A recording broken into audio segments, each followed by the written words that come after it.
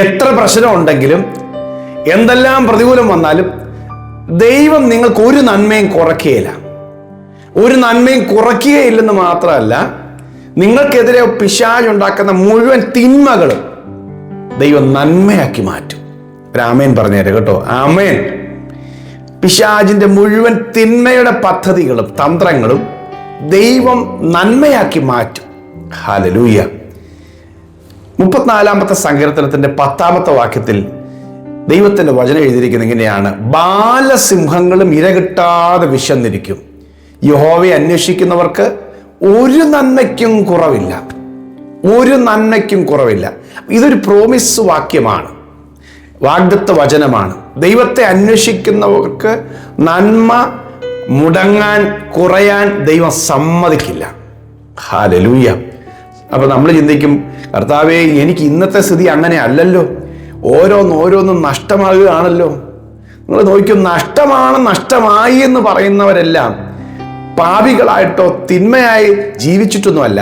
ഈ ദൈവത്തിന്റെ ഭക്തനായ ഇയ്യോബ് വളരെ ഭക്തനായി ജീവിച്ച മനുഷ്യന് നന്മകൾ, ഭൗതികമായ നന്മകളെല്ലാം ഓരോന്നോരോന്നായി നഷ്ടമായിക്കൊണ്ടിരുന്നു. ദൈവത്തെ സേവിക്കുന്നതിന്റെ പേരിൽ അതൊരു പരിശോധനയായിരുന്നു എന്ന് പിന്നെ അറിയാം.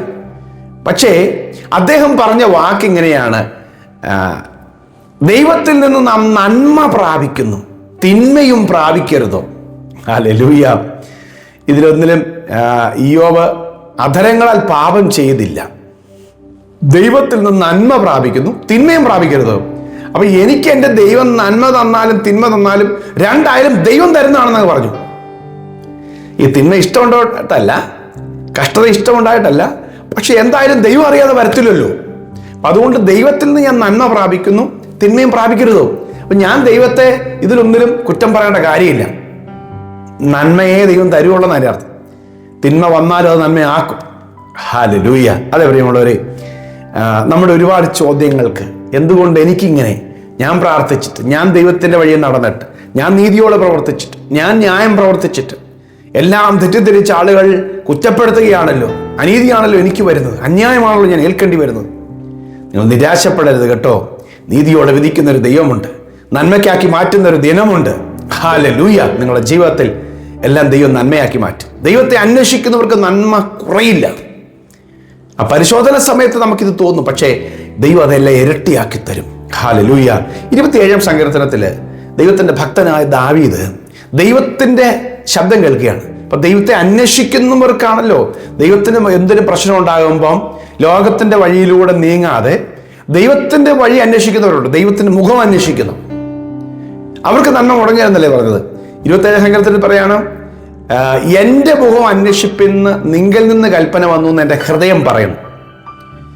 എൻ്റെ മനസ്സ് പറയാണ്, ആരോ ദൂത് പറഞ്ഞതല്ല, എൻ്റെ മനസ്സിനകത്ത് പറയാ, ഈ വിഷയത്തിൽ നീ ഇനി അലഞ്ഞു തിരിഞ്ഞ് നടക്കണ്ട, ഈ വിഷയത്തിൽ ഇനി നീ ആരോടും ചോദിക്കണ്ട, ഈ വിഷയത്തിൽ നീ എൻ്റെ മുഖം നോക്ക്, ഇങ്ങോട്ട് നോക്ക്, എൻ്റെ മുഖം നോക്ക്, എൻ്റെ മുഖത്തേക്കൊന്ന് ശ്രദ്ധിച്ചേ എന്ന് ദൈവം പറയുന്നത് പോലെ അവൻ കേൾക്കുകയാണ്. എൻ്റെ വ്യക്തിപരമായ ജീവിതത്തിൽ ഞാൻ ഒത്തിരി സമയം പല വിഷയങ്ങളോട് കടന്നു പോകുമ്പോഴും അവസാനം ഈ ശബ്ദം ഞാൻ കേൾക്കാറുണ്ട്: എൻ്റെ മുഖം ഇങ്ങോട്ട് നോക്ക്, നീ എൻ്റെ മുഖത്തേക്ക് നോക്ക്. അപ്പൊ ദൈവത്തിന് എന്തോ പറയാനുണ്ടെന്നതിൻ്റെ അർത്ഥം. നോക്കാനേ പറഞ്ഞുള്ളൂ, പറയാൻ തുടങ്ങിയില്ല. അപ്പൊ ഞാൻ മനസ്സ് വെച്ച് കഴിഞ്ഞാൽ ദൈവം എന്നോട് സംസാരിക്കും. അവിടെ എല്ലാം അത്ഭുതകരമായ വിടുതൽ നടന്നിട്ടുണ്ട്. ഇപ്പൊ ദാവീദ് പറയാണ്, ഞാൻ കേൾക്കുകയാണ്, എൻ്റെ മുഖം അന്വേഷിപ്പിക്കുന്ന ദൈവത്തിൽ നിന്ന് കൽപ്പന വന്നു എന്ന് എൻ്റെ ഹൃദയം പറയുന്നു. യഹോവേ, ഞാൻ വേറെ ആരുടെ മുഖത്തേക്ക് നോക്കാൻ പോകുന്നില്ല, ഞാൻ നിന്റെ മുഖം അന്വേഷിക്കുന്നു. ആമേൻ. ഹല്ലേലൂയ. നിന്റെ മുഖം എനിക്ക് മറക്കരുതേ. എനിക്ക് വേണ്ടത് നിന്റെ സാന്നിധ്യമാ, എനിക്ക് വേണ്ടത് നിന്റെ മുഖമാ, എനിക്ക് വേണ്ടത് നിന്റെ ശബ്ദമാ, എനിക്ക് വേണ്ടത് നിന്റെ മുഖപ്രസാദമാ. എനിക്കൊന്നും കിട്ടിയില്ലെങ്കിലും നിന്റെ മുഖം അടിനെ കോപത്തോടെ നീക്കിക്കളയരുതേ. ദൈവം തള്ളിക്കളയരുതേ എന്ന് പറഞ്ഞിട്ട് പറയും, എൻ്റെ അപ്പനും അമ്മയും എന്നെ ഉപേക്ഷിച്ചിരിക്കുന്നു, യഹോവനെ ചേർത്തോളും. അപ്പൊ ദൈവത്തെ അന്വേഷിക്കുകയാണ് ഞാൻ, അതുകൊണ്ട് എന്നെ തള്ളിക്കളയരുതേ. ദൈവം എന്നെ സഹായിക്കണം. അതെ, നിങ്ങളെ ദൈവം സഹായിക്കും, കൈവിടത്തില്ല. ഹല്ലേലൂയ. അപ്പൊ ദൈവശബ്ദം കേൾക്കാൻ, ദൈവത്തെ അന്വേഷിക്കാനായിട്ട് ഒരു ദൈവ സമയം തരുമ്പം നമ്മൾ അതിലേക്ക് തിരിഞ്ഞോണം കേട്ടോ. ഹല്ലേലൂയ. അപ്പൊ ദൈവത്തെ അന്വേഷിക്കുന്നവർക്ക് ഒരു നന്മയും ദൈവം കുറയ്ക്കില്ല.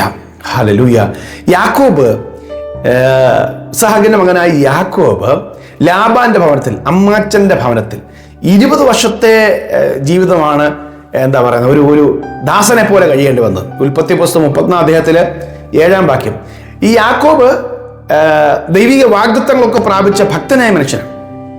പക്ഷേ ഈ ലാബാന്റെ ഭവനത്തിൽ ദീർഘവർഷങ്ങൾ ദാസനെ പോലെ കഴിയുകയാണ്. അപ്പോൾ യാക്കോബ് പറഞ്ഞൊരു കാര്യമുണ്ട്, നിങ്ങളുടെ അപ്പനോ എന്നെ ചതിച്ച് എൻ്റെ പ്രതിഫലം 10 പ്രാവശ്യം മാറ്റി, എങ്കിലും എന്നോട് ദോഷം ചെയ്യാൻ ദൈവം അവനെ സമ്മതിച്ചില്ല. ഈ ലാബാനെ കുറിച്ച് ലാബാന്റെ മക്കളോട് പറയാ നിങ്ങളുടെ അപ്പൻ എന്ത് ചെയ്തു? എന്നെ ചതിച്ചു, എൻ്റെ പ്രതിഫലം 10 പ്രാവശ്യം മാറ്റി, എങ്കിലും ദോഷം ചെയ്യുവാൻ ദൈവം എന്ത് ചെയ്തില്ല? അവനെ സമ്മതിച്ചില്ല. അവൻ ദോഷം ചെയ്യാനായിട്ട് പല പ്ലാനുകളൊക്കെ ചെയ്തു, ചതിയൊക്കെ ഉണ്ടാക്കി. ഞാൻ പറയുന്നത് മക്കളെ, സഹോദരങ്ങളെ, പലരും പല പദ്ധതികൾ ഉണ്ടാക്കും നമുക്കെതിരെ ദോഷം ഉണ്ടാക്കണം, ദോഷം ചെയ്യാൻ വേണ്ടി. അത് ഉണ്ടായിക്കോട്ടെ. ഇപ്പം ശത്രുക്കളെ സംബന്ധിച്ച്, അസൂയക്കാരെ സംബന്ധിച്ച് നമുക്ക് മാറ്റാനൊന്നും പറ്റുകയില്ല. അത് അവർ ചിന്തിച്ചുകൊണ്ടേയിരിക്കും, ദോഷം നിരൂപിച്ചുകൊണ്ടേയിരിക്കും.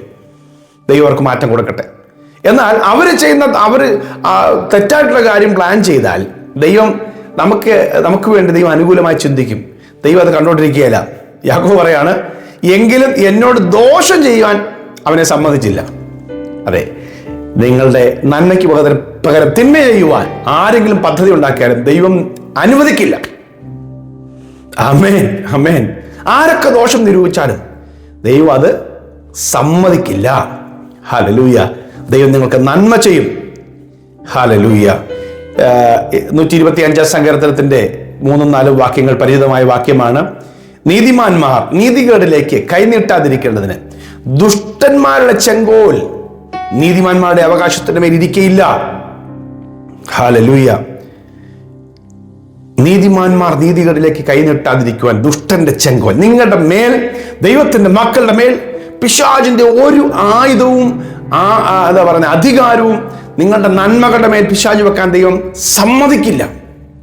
ദൈവം അനുവദിക്കരുതെന്നാണ് പറഞ്ഞിരിക്കുന്നത്. അതെ, നിങ്ങളുടെ നന്മകളെ ദൈവം സംരക്ഷിക്കും. യഹോവയെ അന്വേഷിക്കുന്നവർക്ക് ഒരു നന്മയും കുറയ്ക്കുകയില്ല.